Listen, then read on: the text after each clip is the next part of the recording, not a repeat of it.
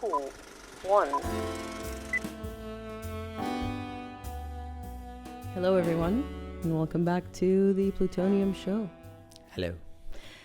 Just quickly before we get into today's topic, first of all, hope you guys have been well. We've been away for a while due to real life commitments, because this isn't real life. This is a simulation, because we've been busy with our side gig of being undertakers. Also, speaking of simulation, everyone in the Matrix wore black, so... That's true. Yeah, there you go. So we've run a poll recently just because we're on our way to our 100th episode, and we just wanted to make sure that we're on track and we're all on the same page, just to get a gauge of how everyone's feeling about this mix of podcasts and solo videos. And it looks like this mixed format is here to stay because 6% of you preferred podcast only, which is this casual format. 16% of you preferred the solo videos, which are my highly edited research videos, and 78% preferred both. So we're here to stay, which is great news because I thoroughly enjoy this format. as do I. All right, so while I've made a solo video covering certain aspects of the Nigerian tour, so my video focused more on this is what real royal tours are versus whatever Meghan and Harry served. And then we delved into the historical aspect of it, which happens a lot now because it's a way for me to inject real personal interest into the channel and move away very slowly, very gradually from just Meghan and Harry, because obviously even I get bored. Yeah, I mean, they're not original, that's for sure. They're very, very cliche in what they do. And they keep doing the same thing. Yeah. Over and over again. So, yeah, for people who say, why do you talk about Meghan and Harry? Well, first of all, there is clearly an interest. Mm-hmm. We have, as creators, we have an analytics page. It tells us what videos do well. And this currently is a topic that our audience in particular likes to tune into. So I don't see why we should move away from it. And also, bringing us to the main point that I would like to make in relation to this video today, Meghan and Harry are always they commit such huge blunders. They are an excellent representation of what is wrong with the world. Mm-hmm. And so using them as a springboard to then talk about bigger issues that they represent, to me, is a win. Absolutely. And I think that if we were to turn a blind eye to all the horrible things Meghan and Harry do, if we didn't talk about them, I don't think that's a good idea. Because then other people will rise up and go, well, if they can get away with it, so can I. What we're showing by talking about this stuff, by exposing their misdeeds, is that we as a people on planet Earth do not care for people in these higher positions, I struggle to even say that, to just walk around and do whatever the hell they want and pretend that we don't notice. We should keep the heat under, we should keep the flame lit, I guess, because otherwise more evil people will come out. I agree. And yes, they're not the only evil ones, but every channel has its niche. So today's topic, their farcical fake tour once again exemplifies how this faux royal family, this alternate royal family they're trying to set up, is never going to work. And forget Meghan's fashion faux pas, which, by the way, you all know I'm not a fashionista, but can I just say, if you're claiming to be 43% Nigerian, why not at least dress like it when you visit your apparent homeland of Nigeria?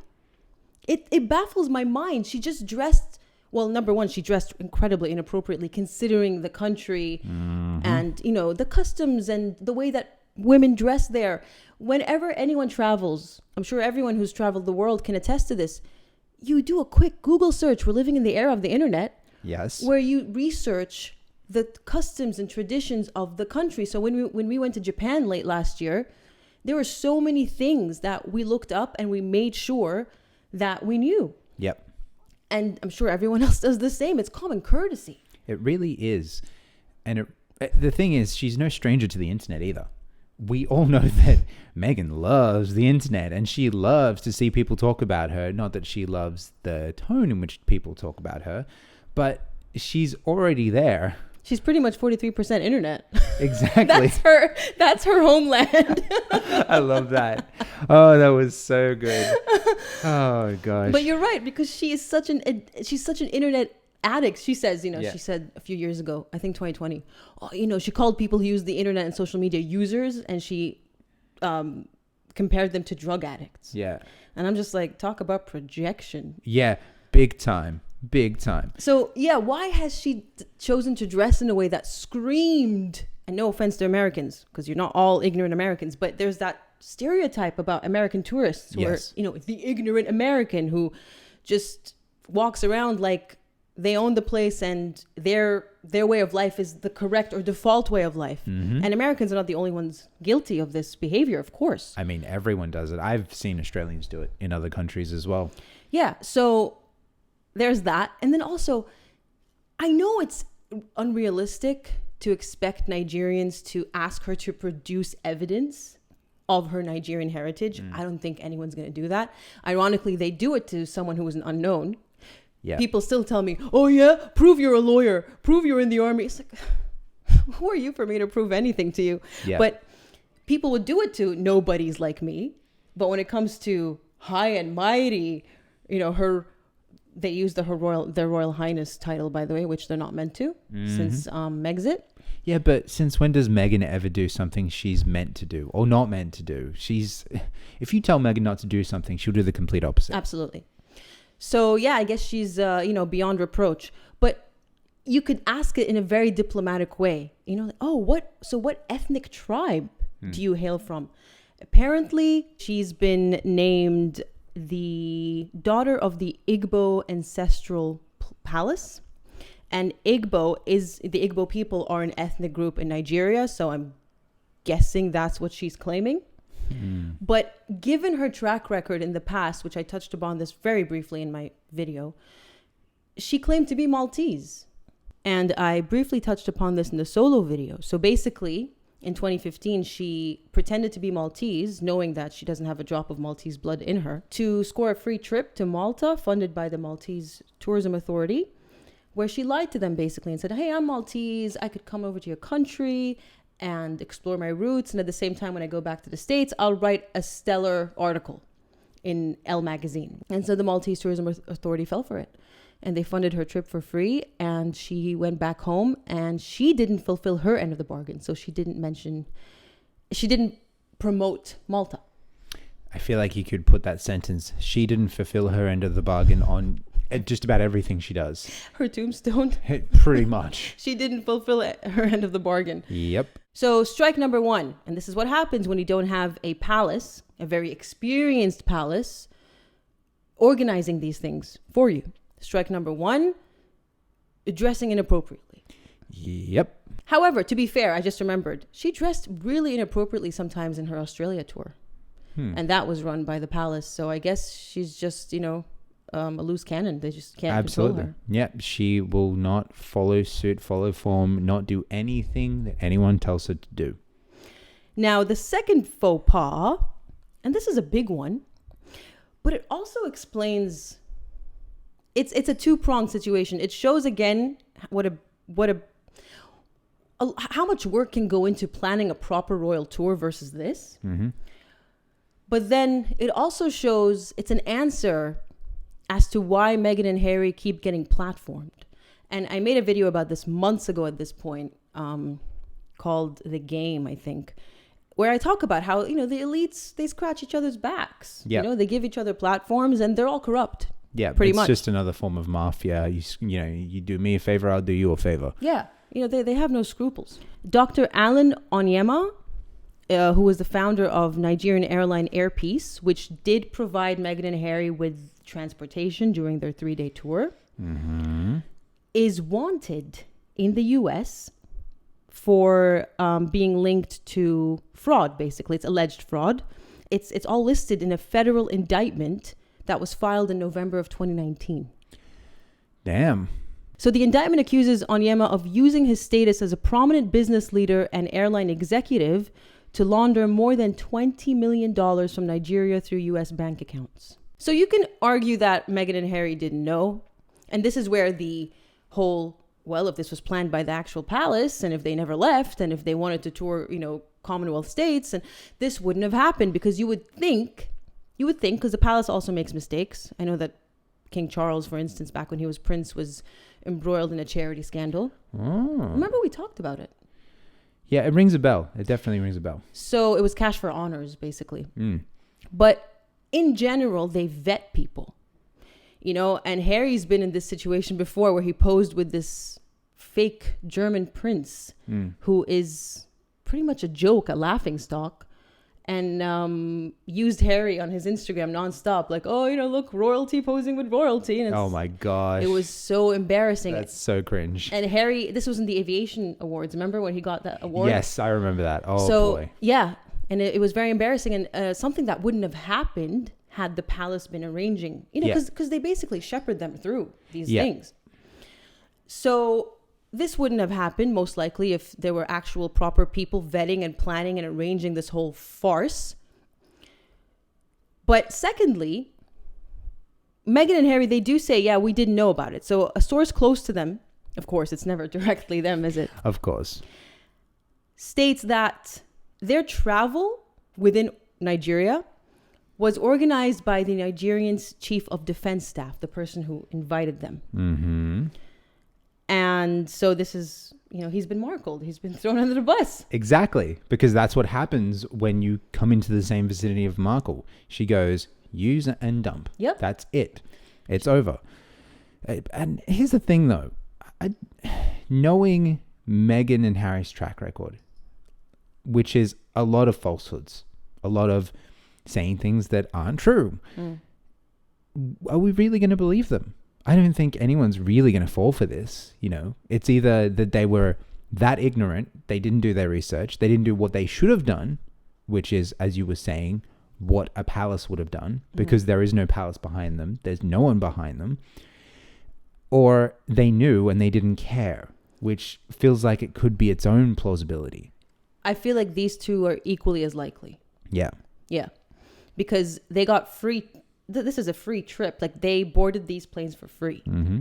And we know Meghan she lives for freebies. Absolutely. Which makes me veer more towards they knew and didn't care. Didn't care. And then now that it's come out, they're playing ignorant. Of course. After she's got the freebies and didn't have to pay for anything. Yeah, most likely.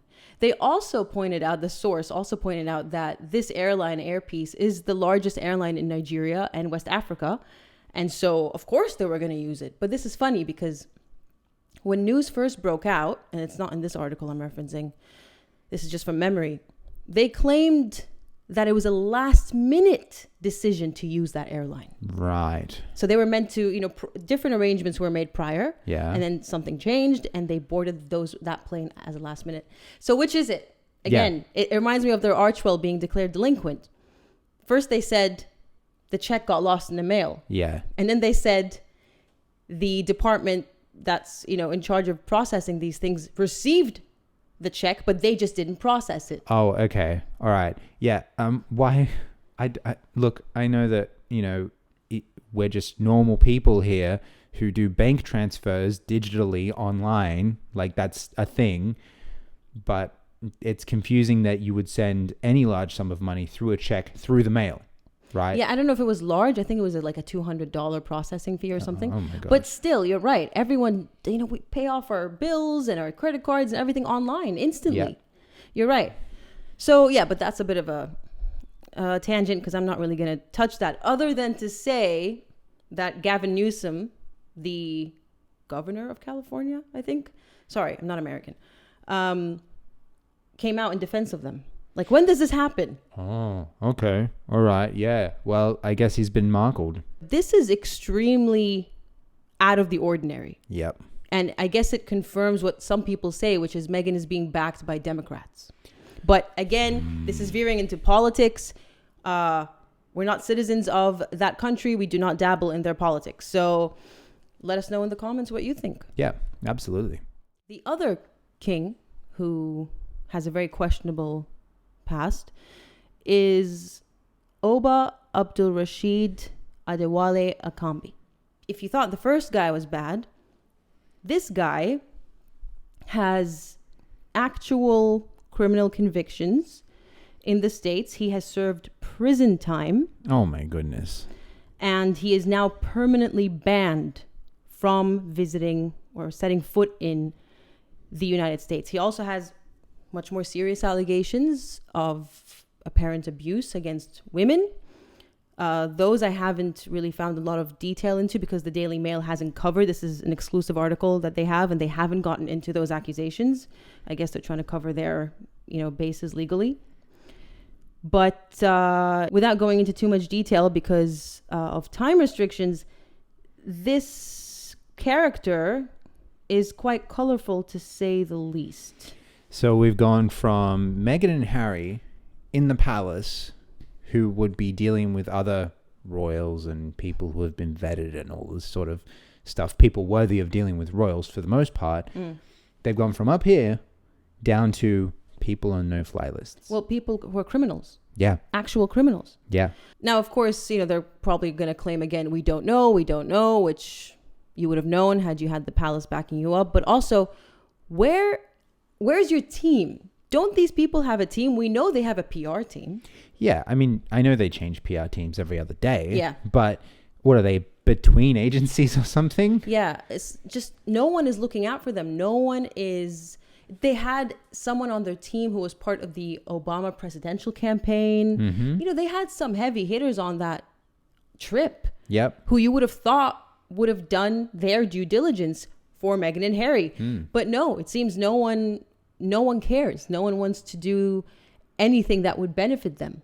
Yeah, which is really telling of how their reputation's falling even further. And when it comes to saying, oh, we didn't know and we only used those flights because they were they were what was arranged.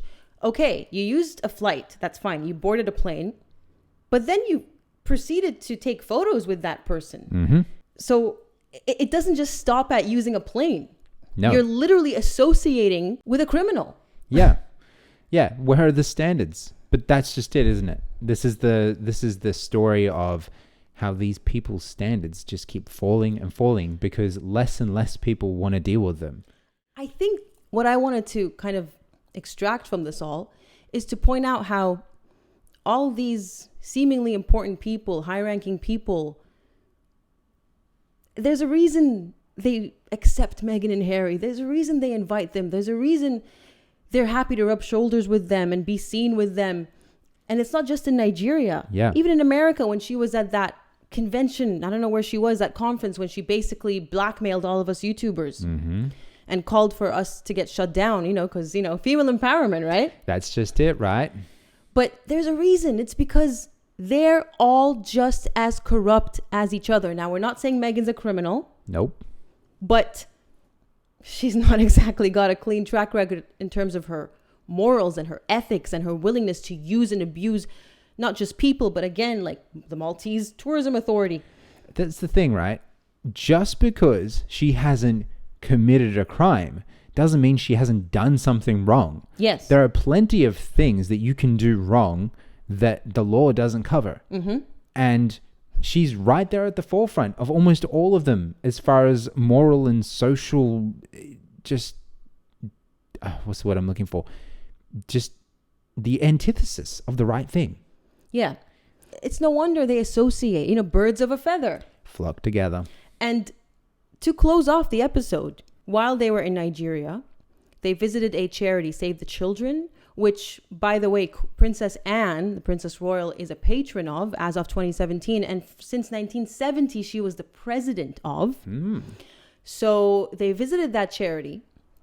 And on the face of it, you think, oh, there they go, playing, humanitarians again, cosplaying. If you care about the children, how about you look at yours first? The woman was away from them on Mother's Day. Yeah. Don't these people have, people as high and mighty as they are, they have a say in when these trips can happen. Yeah, you can nudge it out by a day here or there. You can nudge it out by a week. In fact, you could cancel outright or move it in by weeks or months. So it's almost like she chose to be away from her children, on Mother's isn't Day, it? Right? Yeah. That's a bit interesting. Yeah, it's a strange weekend to pick to be away from your children of all the weekends in the year. But on the face of it, it looks like, oh, there they go again. This charity's falling for their BS and is platforming them and is letting them use them as a prop for the humanitarian act. Yep. But then you realize, if you do just a little bit of digging, that the charity, Save the Children, actually has a bit of a dark cloud over its head. Which is what really, this was the final straw. When I was researching this and I found this out, that was when I decided to make this episode about how corruption meet corruption. You know? Yeah, exactly. That's exactly what it is. So we've gone from, this is kind of the flip side. We're talking about how Meghan and Harry didn't do their research or didn't care when they found out. This is what we've been saying about everyone that associated with them up until this point. How do you not know what these two are about? How are you being seen in the same room? Well, maybe because you have more in common than we know. Absolutely. It's because they overlook. It's not that they don't know. Yep. You know, I feel like another veil's been lifted from our eyes now. It's that they know, but they don't care because they do the same thing. Exactly. It's like you say, the standard you walk past, right? Exactly. It's a standard you accept. And so here, Save the Children, they have had some incredibly serious allegations against them. My goodness. We're talking sexually abusing children. Imagine you are working in a charity to save the children, and they have staff. This reminds me of the African Park scandal. The Rangers just terrorizing like the indigenous people of... No wonder Harry was in charge there. No wonder. Well, he was president and then he became a board member. But I see what you're saying. Yeah, he's in a position of leadership. Yeah. If you want to start sneaking money under the table, put Harry and Meghan in charge. They won't notice. And if they do, they'll just ask you to slip them a note. It's just... So there have been at least 42 cases of staff mistreating children in 2021, including 2 relating to what I just said, sexual abuse, 7 relating to physical abuse. Now, apparently these members were dismissed or they didn't have their contracts renewed. Another 2 were suspended. And then there were 43 allegations of adults being abused, resulting in 16 staff being dismissed or losing their contracts. And again, 2 employees being suspended. And it just goes on. Honestly, it goes on. Mistreating their colleagues. 16 members of staff were dismissed. And again, you know, basically this article is saying that, Save the Children has taken some drastic measures to do something about this. But some of these allegations and accusations go back to as far as 2017, you know, and even earlier. It makes you wonder, which, by the way, 2017 is an important date because that was the year that Princess Anne stepped down as president. Yeah. I wonder why she did that. Maybe because she has morals and ethics and she doesn't want to be a part of something like that. Maybe. And anyone who's been on this channel for a while, I have a whole video, like almost a love letter dedicated to Princess Anne. She's so good. She's incredible. So I'm not casting any blame on her. No. But she is still a patron. Yeah. She's still a patron. She hasn't completely disassociated with Save the Children. Do you want to say something? No. I've got something to say later. But. Okay. Now, to be fair, given Save the Children's association with the royal family, I don't know if the palace would have vetted this one. They may have gone anyway, especially since Princess Anne is a patron.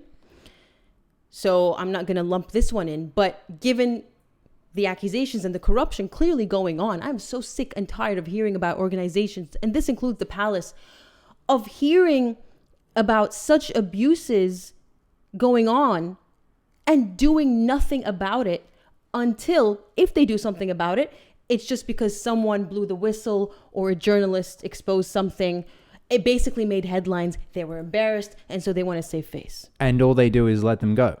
They're just like, all right, off you go find a new job. There are people who do their job well who will lose their job to big companies and corporations. Having someone lose their job when they've done such serious and horrendous things is a slap on the wrist. Oh, we let them go. Come tax time, you're going to let them go anyway if your shareholders don't see year-on-year growth, right? Losing a job is nothing for these companies. Obviously, it's something for each individual that loses it. But what about actual proper consequences? We let them go. Oh, they've been dismissed. That's it. That's Yeah. all you've got. They should be reporting them to the police. Absolutely. Oh, it's going to look bad in the company. Actually, no. If you put your foot down and say, you know what, this person was under our care and committed this, we're going to do the right thing, go to the full extent of the law, set an example for our current employees that this doesn't stand, then the media and the greater public are going to look at you and go, hey, these guys mean well. These guys found something that was wrong and fixed it. Not shove it under the rug. Yeah, and this would only work for the children. So the adult victims would have to do it themselves. That's how the law works. But definitely for the children that were under their care, step up, report these allegations, let the police investigate and see if they're true. Absolutely. And we don't want to dox people. I mean, look, by the time you've crossed the line to children, I don't think your identity is of concern anymore and it keeping safe. But at least tell us that, yes, we have reported this to the police, even if it's under investigation. They wouldn't be doxing. I mean, people would have to call the police and ask for the details of these people. It wouldn't be an automatic doxing if you report it to the police. Exactly. You know, this whole world is just full of what I learned in research for over the years, really. They call them foxes and lions. They're basically the elites in power. And they don't care. So foxes are cunning. Lions are brute force, more like a military coup. Foxes are more politicians. The point is, we always say this. Not just us. It's a common saying. Absolute power corrupts absolutely. So all of these people in that top pinnacle of society, everyone who wonders, why are Meghan and Harry given a platform? Why do people meet them? Why do people acknowledge them? Because they're cut from the same cloth. They know what they're about because they're one of them. And do you know who ends up getting in trouble and silenced and deplatformed? The people who expose them. This has been the way of the world forever. And I have a whole video dedicated to this topic in particular to demonstrate that this pattern will never change.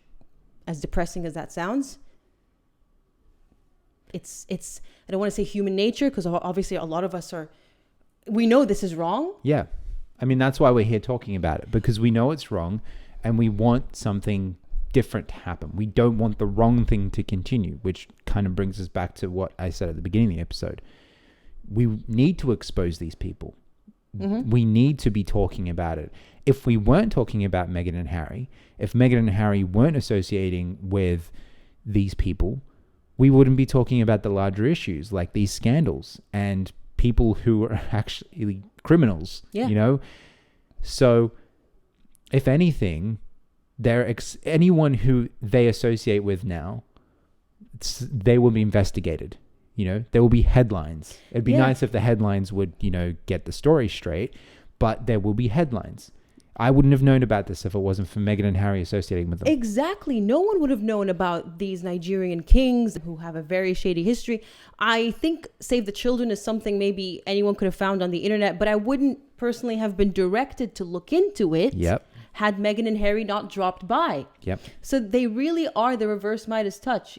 Everything they come into contact with gets exposed. And obviously some people have nothing to hide and so they're fine. But everyone, even Katie Couric, this reporter that she was sitting next to when she was blackmailing YouTubers, all the dirt comes out. But still these people refuse to, stay away from them. They think they're so mighty and powerful that no one can touch them. But I would argue that the power is with the people and their reputation. Because if Meghan walks down the street in the UK right now, she's going to get booed. Oh, yeah, absolutely. I mean, she hid in the Windsor suite in the airport. She couldn't even face the public in the airport. When she went from the States to London to Nigeria. But I have to say, I disagree with what you said just now, which is the power is with the people, because I think that's what we want to believe. It's what we like to think.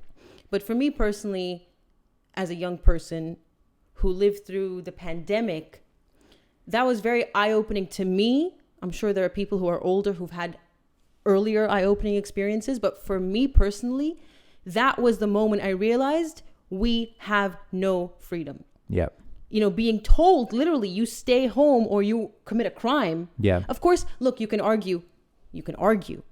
There are people who have differing opinions about lockdown, but it was for the greater good, whatever. The bottom line I'm trying to, deliver here is we had no say. No. We couldn't even go to the grocery store sometimes. We couldn't go to the gym. It was complete control of our movements. A control that in our lifetime we hadn't seen before. Exactly. That's why I'm saying power is not with the people. I don't think it is. And the reason why these people who associate with Meghan and Harry don't care is because, we can once again use Meghan and Harry as an example here, there are no consequences. These Nigerian kings, yeah, sure, they'll never set foot in the States, but they're everywhere else, they're fine. There are no consequences. Slap on the wrist. They're still kings. Yep. I don't know what that means in Nigeria, if it's the same meaning as a monarch in Britain, for example, but they know that they're not touchable because they're part of the elite club. And that's what the game was about. Yeah. Permission to what did I call it? Permission to lie, cheat, destroy, repeat. Yep. That's what it is. That's all I have. That's good. I've had a few where we ended the episode on a good note. Now it's your turn. You did it. That was it. Okay, I think that was it. Mic drop. Thanks. So yeah, let us know what you think, and looking forward to reading your comments. Yeah, absolutely. All right, everyone. Thank you for joining us once again, and we will see you in the next one. See you then.